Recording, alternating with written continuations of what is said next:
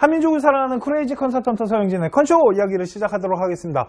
자, 오늘 2019학년 대학교 분석 1부 방송 중앙대학교와 서강대학교로 준비를 했습니다.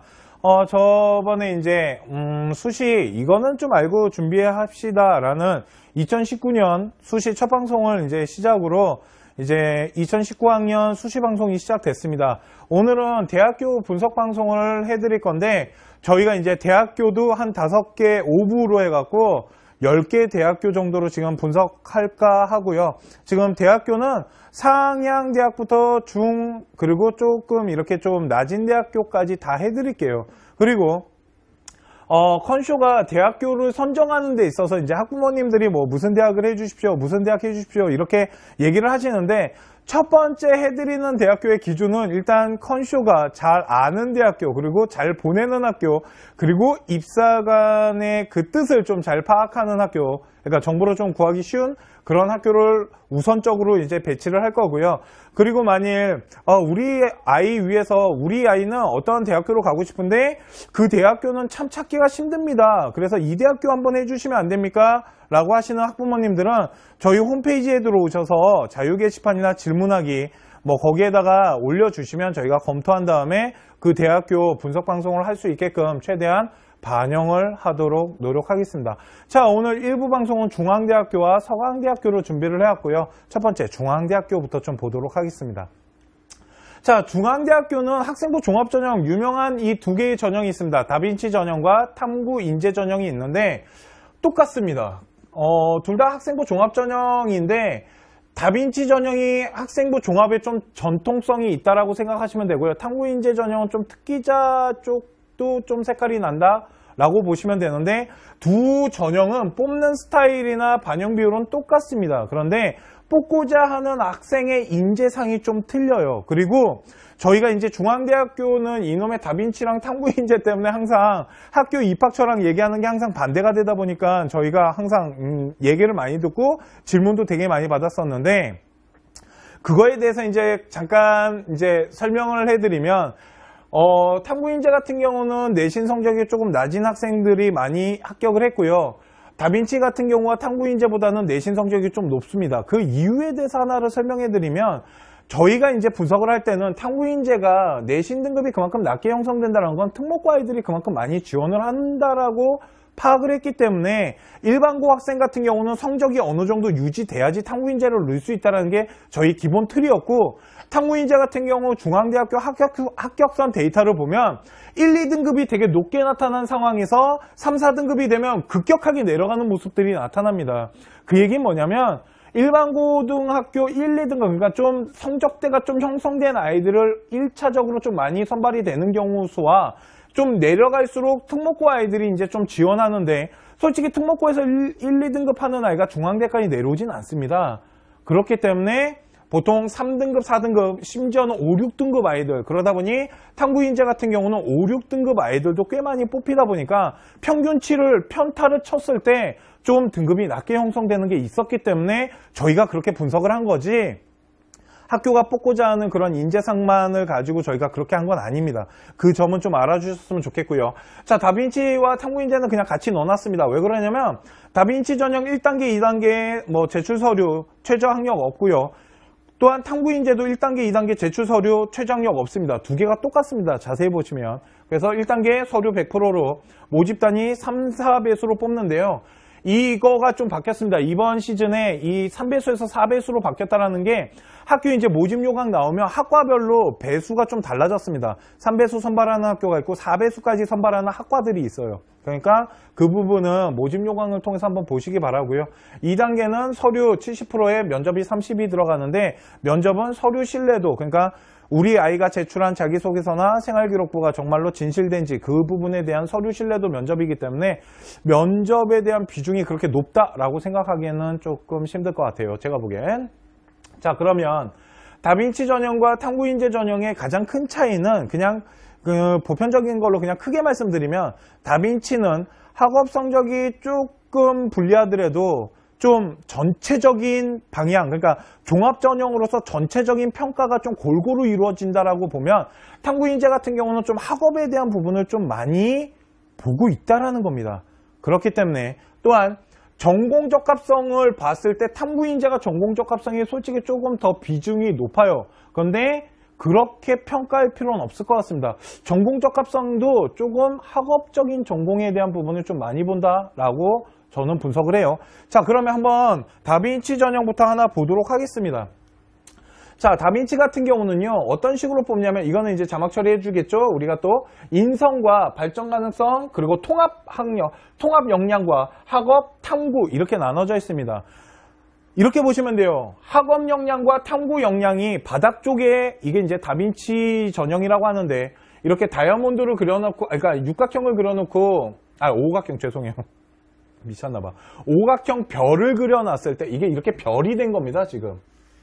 이렇게 별인데 별을 그렸을 때 학업 역량과 탐구 역량이 아래쪽에 있는 이유는 뭐냐면 그 정도로 학업과 탐구가 베이스가 깔려 있어야지 우리의 학생들을 기본적으로 이거가 중요합니다 라고 중앙대학교가 아래쪽에다 깔아놨다라고 생각하시면 될 것 같아요. 그래서 학업 역량과 탐구 역량이 약간 아래쪽에 기본을 보겠다. 그러니까 학업에 대한 부분, 이 부분 중요합니다 라고 말하고요. 학업 역량과 탐구 역량 사이에 뭐가 있냐면 교과 성적이 들어가 있습니다. 그래서 어떠한 교과적인 부분에 성적이 기본적으로 베이스가 바탕이 돼야 되는데 저희가 생각했을 때 다빈치 같은 경우는 보통 1등급에서 3등급 대 아이들이 합격선을 형성하는 경우가 되게 많고요.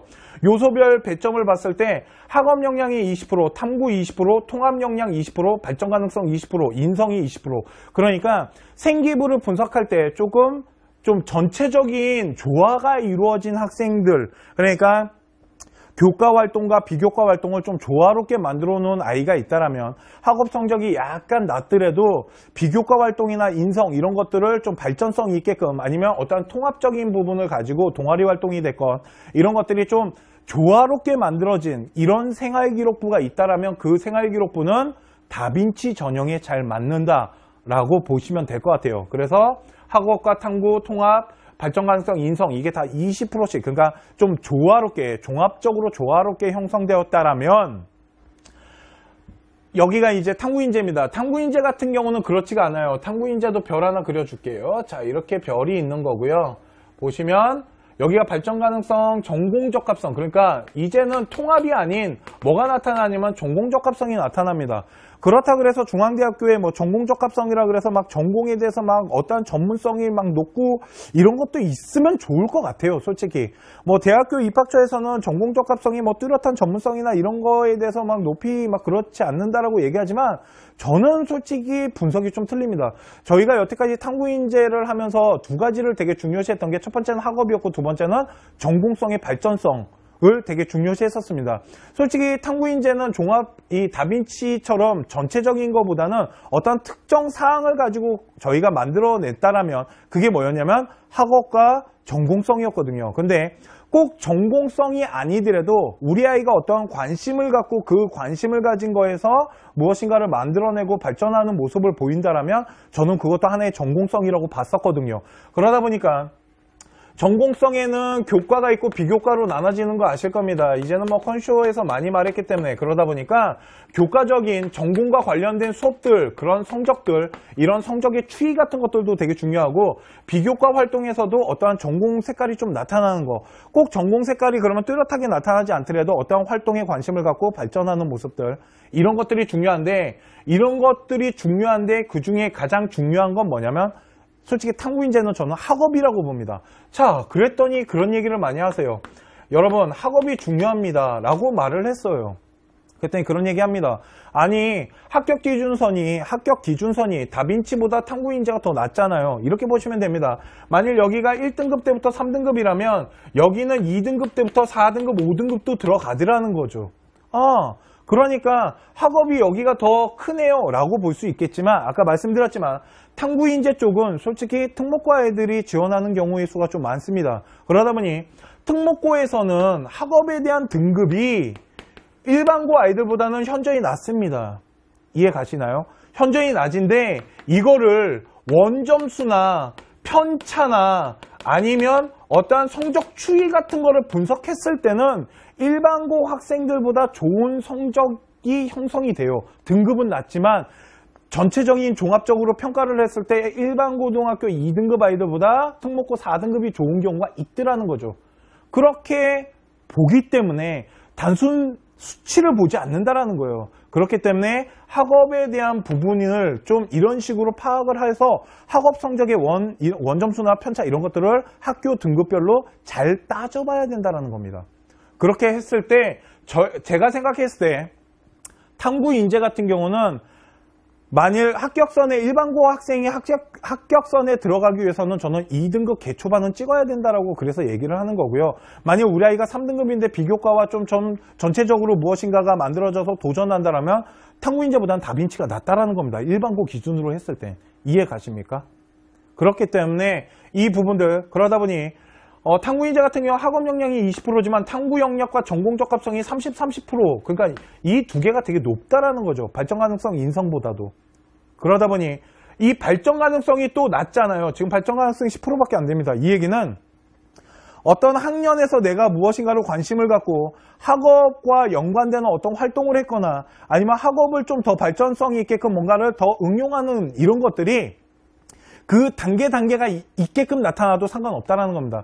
솔직히 발전 가능성 만들 때 가장 좋은 거는 연계를 시켜서 발전시키는 모습인데 그런 것보다도 어떠한 그 학년별에 맞는 활동들이 좀 깊이 있는 활동들, 전문성 있는 활동들, 그거에 대해서 아이가 뭔가 만들어내고 성취하는 활동들 이런 것들도 탐구인재가 훨씬 다빈치보다 평가가 훨씬 좋게 이루어질 수 있습니다. 이런 것들을 나눴을 때 우리 아이 생활기록부가 지금 어느 전형에 더 잘 맞는지 한번 분석해 보시기 바랍니다. 이게 중앙대학교의 탐구인재와 다빈치 전형의 차이입니다. 좀 지우고 갈게요.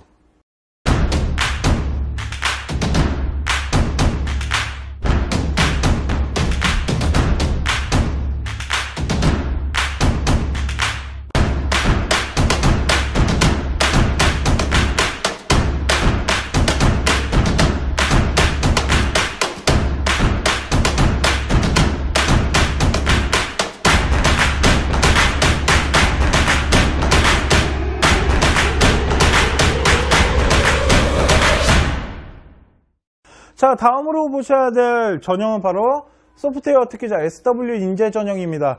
자, 학교장 추천 요번에 중앙대학교는 학교장 추천이 신설됐는데요. 학교장 추천은 저희가 2019년 신설 전형이라는 방송에서 해드렸기 때문에 뺐습니다. 학교장 추천은 그 방송을 좀 참고하시면 될 것 같고요. 지금 보셔야 될 이제 전형은 소프트웨어 인재 전형이라고 해서 특기자 전형인데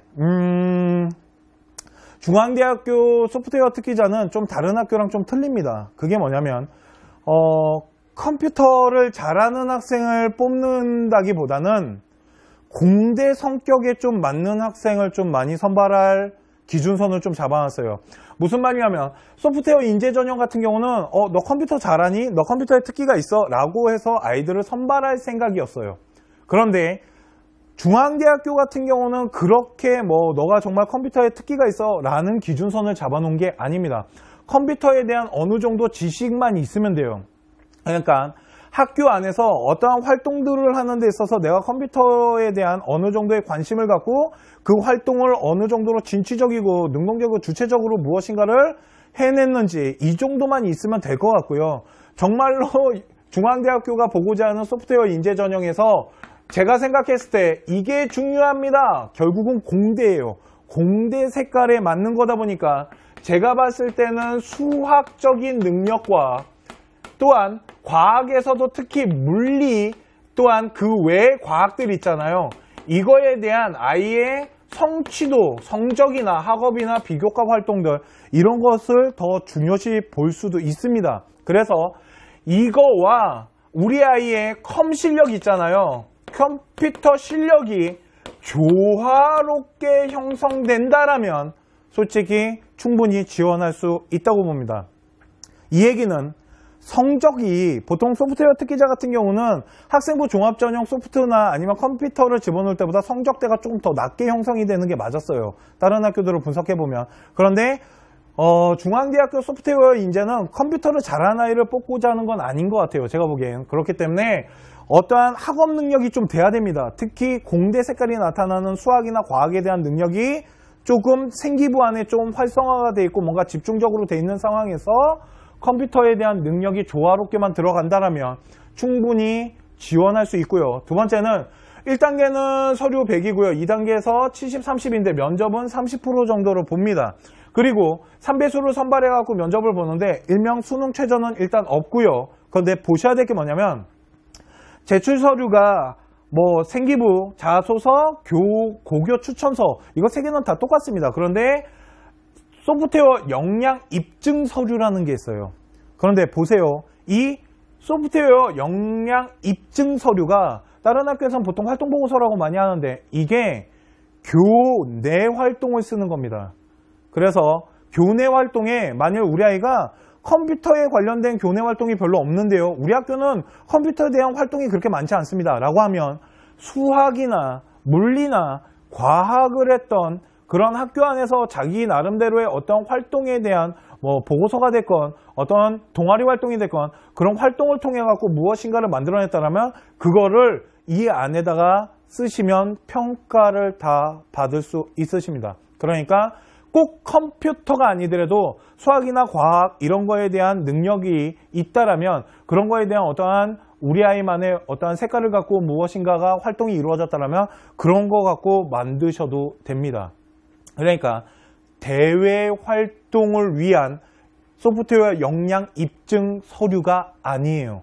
학교 안에서 활동한 서류들 기반으로 간다라고 보시면 됩니다. 그래서 아까 제가 말씀드린 거예요. 중앙대학교 소프트웨어 인재 전형은 타 대학교에서 말하고자 하는 특기자 전형보다는 색깔이 종합 전형에 훨씬 가깝고요. 특히 공대를 뽑고자 하는 학종 준비에서 약간 컴퓨터 색깔을 가져가면서 또한 과학이나 컴퓨터 가지고 뭔가 입증한 서류가 있다라면 또한 그래도 소프트웨어 특기자니까 그래도 컴퓨터에 관련된 어떠한 뭐 C 언어가 됐건 코딩이 됐건 뭐 어떤 우리 아이의 활동이 있다라면 입증 서류에다가 집어넣어도 좋기는 하겠네요. 그런데 제가 팁을 하나 드리자라면 수학과 관련된 어떠한 보고서나 활동 이런 것들 집어넣으시면 좀 좋지 않을까라고 생각을 합니다. 이게 중앙대학교 소프트웨어 특기자예요. 그러니까 특기자라기보다 저는 그냥 그렇게 보여요. 소프트웨어 학종. 만일 제가 지금 하고 있는 방송에 의문이 생기시잖아요. 특기자 전형인데 정말 학종처럼 뽑겠어? 중앙대학교에 문의해 보시면 됩니다. 자, 그 다음으로 보셔야 될 대학교 서강대학교입니다. 이게 좀 이상해요. 너무 잘 넘어가. 자, 서강대학교에 대해서 좀 말씀을 드리면요. 서강대학교는 이제 뭐 논술 전형 이런 거 다 뺄게요. 논술 전형은 저희가 이제 지금 학생부 종합전형 일명 수시에서 방송에서 다 제외를 시켰습니다. 논술은 솔직히 그렇게 제가 뭐라고 말씀드리기가 하여튼 뭐 나중에 따로 방송을 하긴 할 건데 그건 어떤 거 할 거냐면 일정 갖고 할 거예요. 일정, 기간. 그게 좀 중요하기 때문에. 자, 두 번째로 보셔야 될 학교는 서강대학교인데요. 서강대학교 첫 번째 자기주도형입니다. 자, 자기주도형은요. 자, 일괄합산으로 서류를 100%로 보는데 면접은 없습니다. 그러니까 서류가 무지 중요하겠네요. 평가 서류는 학교 생활기록부랑 자기소개서 추천서인데 여기서 이제 팁을 하나 드리겠습니다. 보통 추천서 누가 써야 될까요? 생각해 보셨습니까? 우리 아이 추천서는 누가 쓰는 걸까요? 라고 하면 보통 어머님들 다 그 얘기 하십니다. 담임이 쓰겠죠. 제가 만일 제 새끼라면 저는 담임한테 맡기지 않습니다. 고등학교 3학년 담임은 우리 아이를 본 지 1년도 다 못 보고 추천서를 쓰는 겁니다. 3월 달에 만나가지고 9월 달에 추천서가 써지기 시작하다 보니까 정말 우리 아이에 대해서 잘 모르세요. 추천서는 누가 쓰는 거냐면 진짜 친한 선생님에게 맡기셔야 됩니다. 제가 가장 많이 맡기는 선생님은 누구냐면 동아리 선생님이세요. 만약 동아리 선생님이 국어나 뭐 영어나 이런 동아리 선생님이라면 그런 과목들 좀 어문을 다룰 줄 아는 과목들을 선생님이라면 저는 솔직히 동아리 선생님한테 가장 많이 부탁을 하는 게 동아리 선생님 같은 경우는 3년 동안 우리 아이를 봤기 때문에 정말 우리 아이에 대해서 진실적으로 써줄 수 있다는 거죠. 담임 선생님이 그러니까 고3 담임 선생님이 쓴 추천서와 정말 우리 아이를 잘 알고 써준 추천서 나중에 비교해보면 정말로 차이가 큽니다. 고3 담임 선생님이 써준 추천서 그렇다고 다시 하나 말할게요. 다 그렇다는 거 아닙니다. 고3 담임 선생님 중에서도 잘 써주시는 선생님들 계세요. 압니다. 그런데 제 새끼라면 저는 우리 아이를 정말 잘 파악하고 우리 아이에 대해서 정말로 그러니까 심층적으로 써줄 수 있는 선생님을 찾을 거라는 얘기를 해드리고 싶어서 그런 거고, 만일 고3 담임이 우리 아이에 대해서 진짜 잘 안다라면 고3 담임한테 맡기시면 되지만, 하여튼 고3 담임보다는 제가 일반적으로 우리 학생들을 파악했을 때 좀 우리 아이에 대해서 좀 잘 알고, 꼭 동아리가 아니더라도 우리 학생에 대해서 좀 잘 파악하고 있는 선생님한테 맡겼을 때 좋은 추천서가 나옵니다. 자, 수능 최저는 없고요. 특이한 게 있다라면 작년까지 있었던 활동보고서가 폐지됐습니다. 그러니까 생기부의 능력이 더욱 커졌네요. 그러니까 생기부 진짜 잘 만드셔야 되고요. 두 번째, 여기에는 자기소개서가 있는데 면접이 없습니다. 그러니까 자기소개서에 우리 아이에 대한 장점, 그리고 우리 아이가 어떠한 역할이나 어떠한 구체적인 과정을 통해서 무엇인가를 배우거나 강점이 있다라면 그거 자소서에다가 어떻게든 잘 꾸격꾸격 넣어야겠네요. 그렇다라 그래서 뭐 어떠한 결과물을 많이 쓰라는 건 아닙니다.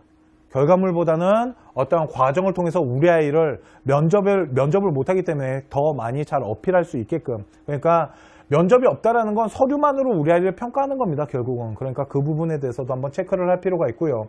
자, 합격 내신 등급대를 그냥 보여만 드릴게요. 중요하지 않습니다.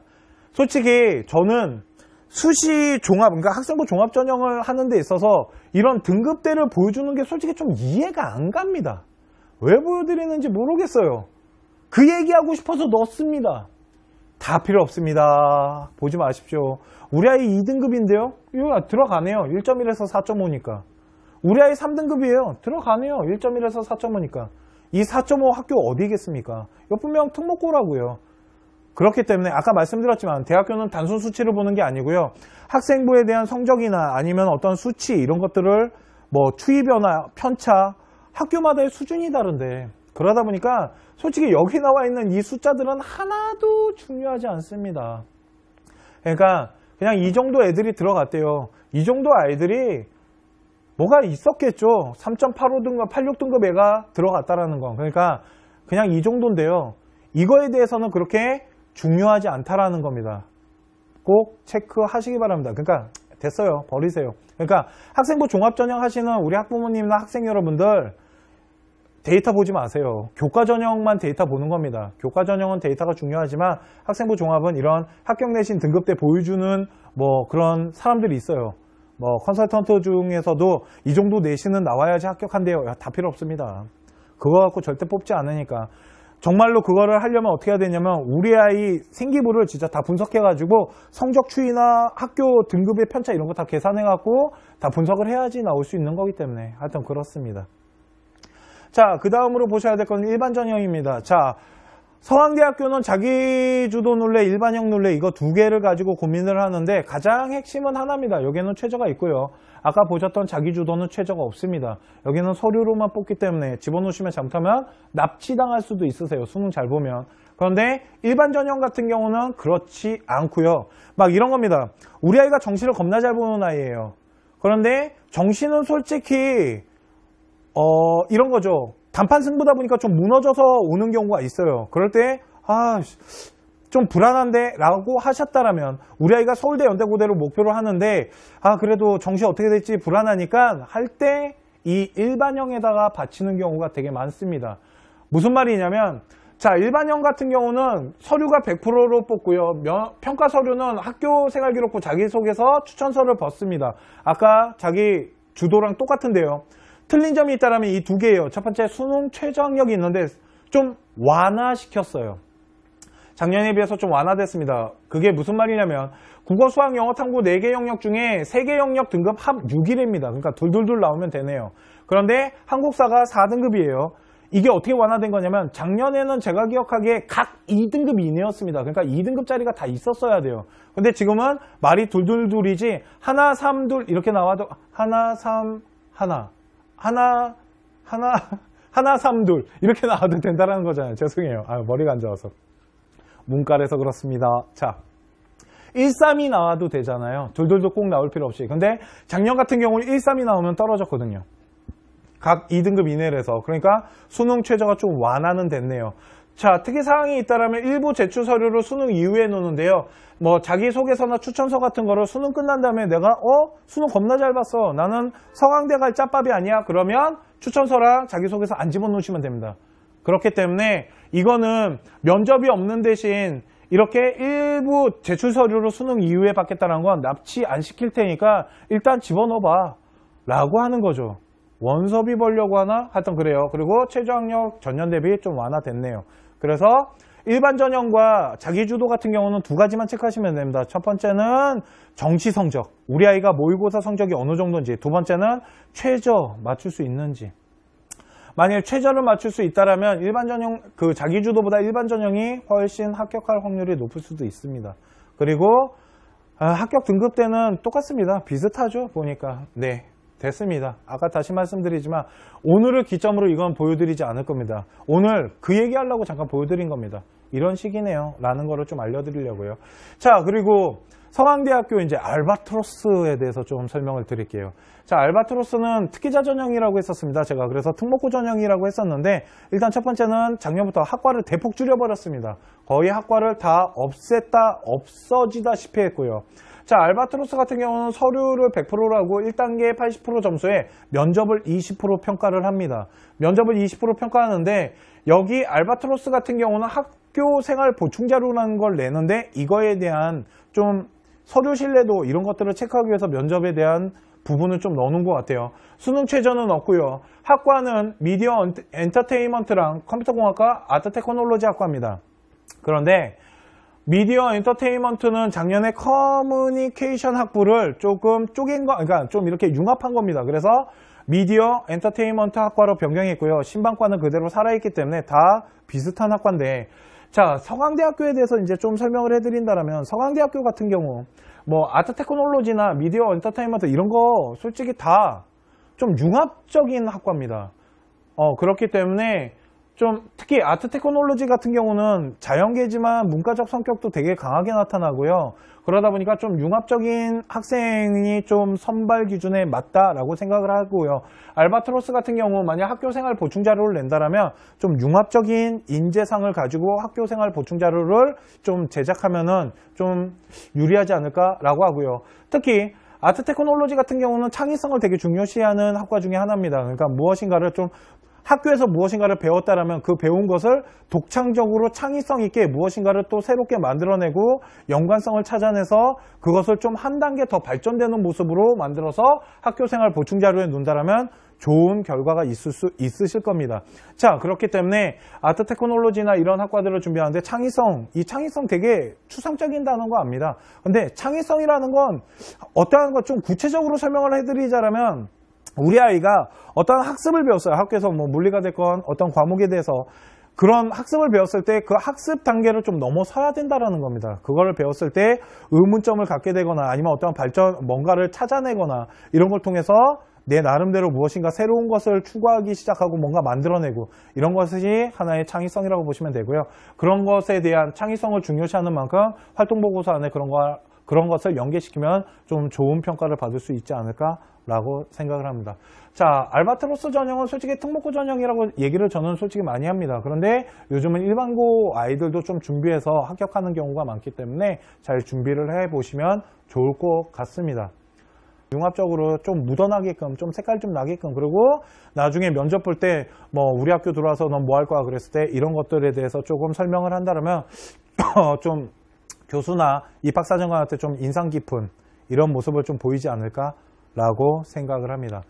자, 오늘 저희가 본 대학교는 중앙대학교와 서강대학교를 일단은 해드렸어요. 자, 중앙대학교는 뭐 다빈치나 그리고 탐구인재 그리고 소프트웨어 특기자에 대한 부분을 했는데, 소프트웨어 특기자는 특기자가 아니더라 뭐 이런 것들, 그리고 다빈치와 탐구인재의 선발하는 기준은 똑같지만 보고자 하는 인재상이 좀 틀리니까 우리 아이 생기부가 어디에 더 잘 맞는지 좀 보셔야 되고요. 서강대학교 같은 경우는 자기주도랑 일반형이 있는데 수능 최저가 있는지 없는지, 그리고 서류를 언제 내는지 이런 거에 대한 차이가 좀 있다라고 보시면 되고요. 그리고 알바트로스 같은 경우는 학교 활동 자료를 일단 만들어야 된다는 거랑, 그리고 조금 그만큼 좀 이 전공성, 그리고 두 번째, 좀 융합성 이런 것들이 좀 중요하다. 전공성을 가지고 있는 아이가 좀 융합적으로 어떤 것에 연계를 갖고 뭔가 창의적이라면 이런 것들을 좀 체크를 해서 하신다라면 좋은 결과가 있지 않을까라고 생각을 합니다. 오늘 중앙대학교랑 서강대학교는 여기까지 해드리도록 하고요. 2부 방송 때 다시 찾아뵙도록 하겠습니다. 2부 방송은 어느 대학교를 해드릴 거냐면 그건 2부 방송 때 보시면 아실 것 같습니다. 오늘 여기까지 하도록 하겠습니다.